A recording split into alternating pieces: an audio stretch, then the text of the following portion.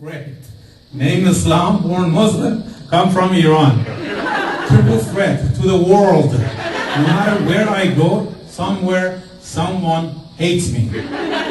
Although my name is Islam, I am not a full Muslim. I'm what's considered a Jewslim. My father is Jewish, and my mother is Muslim. What's that? No, not really. When the room is dark, it doesn't matter what religion you are. And we're all the same height when we lie down. So anyway, thank you. Americans are last minute, you're running the bus. Oh my God, I can't believe you said that. Yeah, that's how you came to this world. It was a dark room, but they just didn't enjoy it as much. It was just painful. Anyway, so my father is Jewish and my mother is Muslim, which makes her Jewish as well, right? By injection. Thank you. The doctors got it. Farid is still at work. There is a needle for that. My name is often mispronounced by Americans. They call me Eslam. But I'm not surprised. Americans mispronounce a lot of names.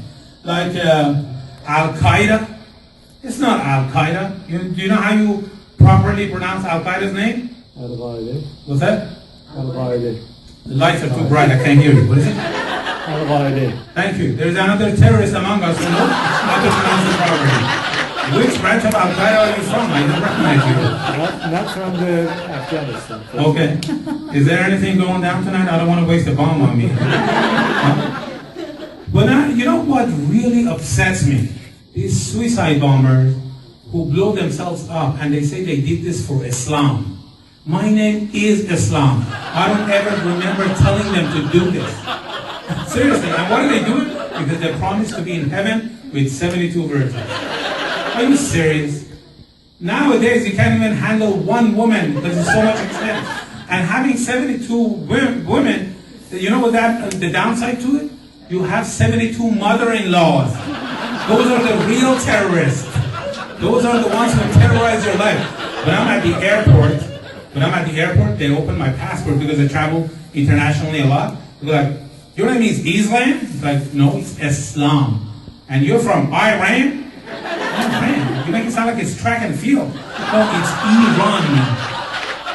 That's where Saddam Hussein was, right? No, that's Iraq. Or as we call it, Iraq. There's a big difference between Iraq and Iran. Really, what is the big difference? Well, Iran is the one with the weapons of mass destruction and nuclear power. Attention, George Bush, Dick Cheney, and the Congress. Oh, come on. We lost 2 buildings, but we gained a lot of oil and uranium and opium from Afghanistan.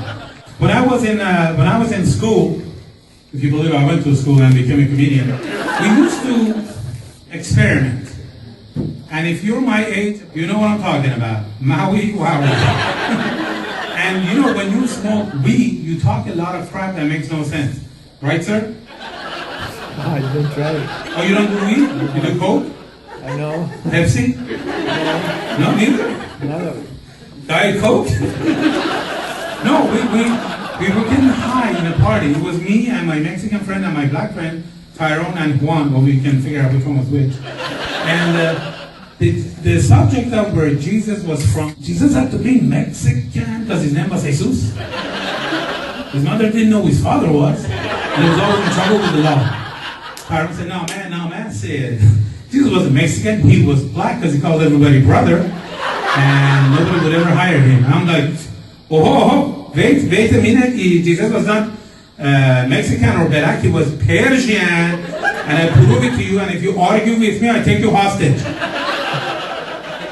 Which is what I'm going to do to Americans and teach them geography so they can tell the difference between Iran and Iraq. Jesus was Persian because he lived in his mother's house till he was 30 years old. He could have been Jewish at that point. He went in the same business as his father and became God because his mother told him to.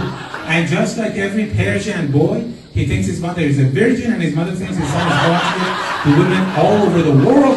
And no woman on Earth, Mercury, Mars, Moon is ever worthy of her son. That's why I think Jesus was Persian. Speaking of Jesus,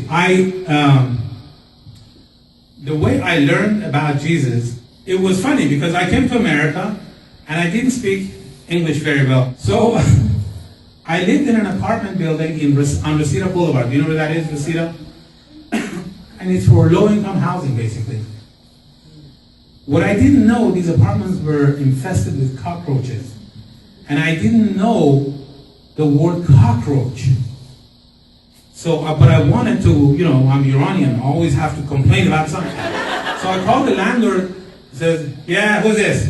Mr. Jackson. Yeah, what do you want, Eslam? We have a big problem in our apartment. What's the problem? We have, and I didn't have to say cockroaches.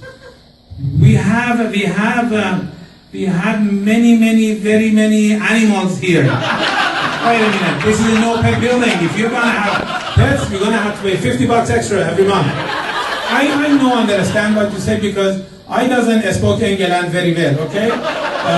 Tonight, you come in the dark, I'll show you. When I was a younger guy, I used to be fit, run around, and in the apartment, I just wore jogging shorts. No socks, no shirt, nothing. So he shows up at 8 o'clock at night, rings the doorbell, I open the door, standing in just my jogging shorts, and a dark room in the background. He goes like, whoa, what the hell are you into? You goddamn Arabs? And I said, oh no, you're not Arab, you're Iranian. He goes, I don't care where you're going, same shit, different smell. Why aren't you dressed? And it's hot. So what's the problem? Okay, come with me. And I grab his hand, half naked. And I'm grabbing him, taking him to the living room. And I said, stay here. He goes, okay. I turned the lights on, roaches started running everywhere. I said, there, you see? There, you see right there? And it was like, oh, Jesus. I said, yes, we have Jesus everywhere. In the bathroom, in the refrigerator, in the toilet, everywhere. In the bedroom. No, Jesus. And I said, okay, we have Jesus everywhere. I said, I'll just correct my English. Again, since we're talking about Jesus, I was at Hollywood and Vine, so I'm passing by, and the guy grabs me, basically, in a friendly way. My friend, come here, I want to talk to you. Said, and I knew what it was about, but it doesn't hurt to sometimes act like a fresh off the boat foreigner with a thick accent, and said, yes, what can I do for you, sir? Come here, I want to talk to you about Jesus. It's like, huh? You know, Jesus loves you. I said, thank you very much, thank you. But I don't know him, love him back. No. Jesus is not a human. He's a higher being. He is the creator. He is the Lord. And I said, oh, so he's English? He goes, no, you don't understand, my man. I gotta tell you. Let me ask you a question. I said, ask me a question? Like a piece of food, you're gonna ask me? He goes, no. I wanna ask you, why you want to ask me? I didn't do anything to you. I can believe and die if you ask me. What the hell are you talking about? Let me ask you a question. I said, you mean ask me a question? Yeah, that's what I mean. Ask you a question. So I said, okay. He goes, Jesus died for you.